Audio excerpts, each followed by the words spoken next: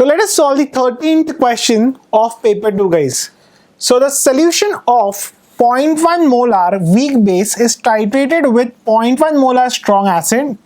The variation of pH of the solution with the volume of HA added is shown in the figure below. What is the pKb of the base? The neutralization of the reaction is given by B plus HA, giving you BH plus A minus. Okay. Now let us look at the graph. From the graph, what can we derive? We understand that at neutralization, when neutralization takes place, volume of the acid is how much? Is 6 ml. Volume of the acid is how much? 6 ml.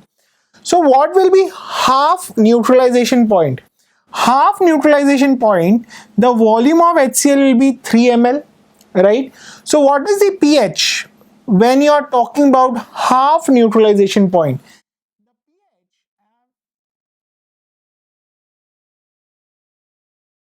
The pH at half neutralization point, guys, is 11. That is when you have added 3 ml of HCl. Okay. Now we have the pH at half neutralization point. What will be the solution at half neutralization point? It will behave like a basic buffer, guys. It will behave like what? It will behave like a basic buffer. Okay. That is, concentration of B plus will be equal to the concentration of BH plus at half neutralization point. Okay. So this will be POH is equal to pKb plus log of the salt upon B plus. So this will cancel.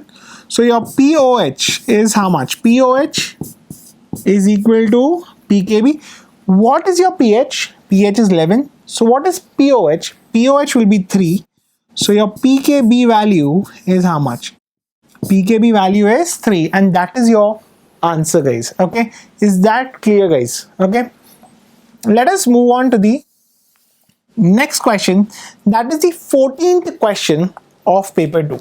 So let us solve question number 14, guys. So what we have, liquid A and B form ideal solution for all compositions of A and B at 25 degrees Celsius.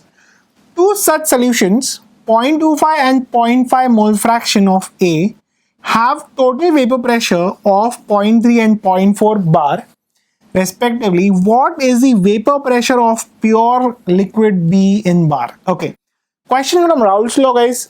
What does Raoult's law state?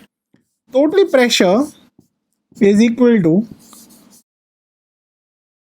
mole fraction of one component into the vapor pressure of the pure component, mole fraction of the second component into the vapor pressure of the pure component. Okay, now here I'll get two equations. Okay, what will be the two equations? So this will be 0.3 is equal to, what is mole fraction in the first case? 0.25.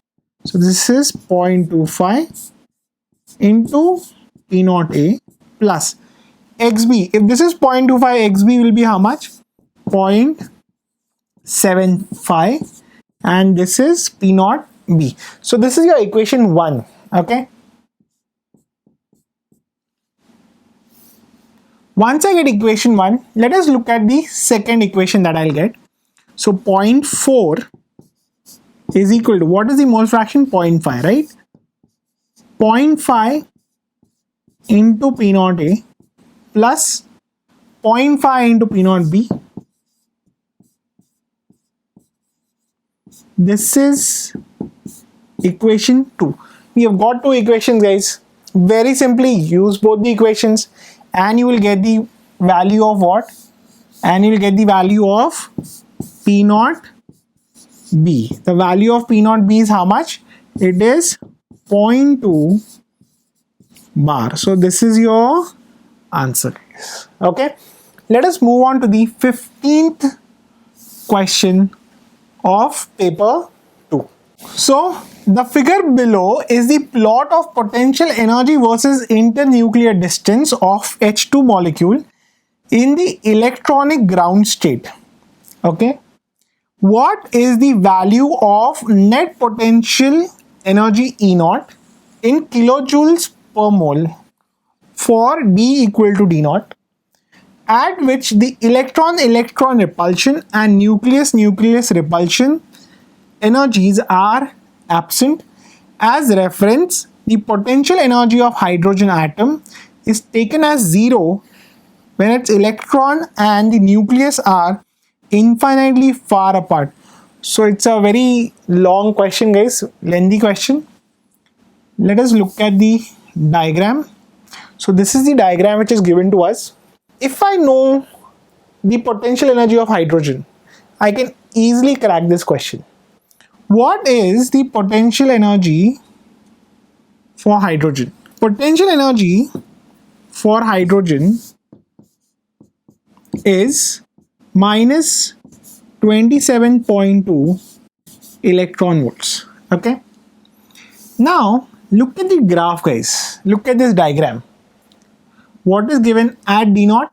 Now both the hydrogen atoms are far apart. There is no interaction between both the hydrogens. If there is no interaction in both the hydrogens, then what we can do is simply multiply this potential energy by 2. So that will be 54.4 electron volts, because we are talking about two hydrogens. This is for one hydrogen, this is for two hydrogens. Okay.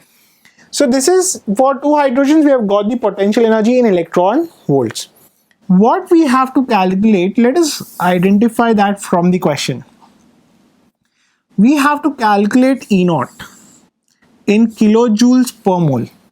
What we have is, we have the potential energy in what? In electron volts. So we'll convert this to what? We'll convert this to joules, and then we'll have to convert it to what? For per mole.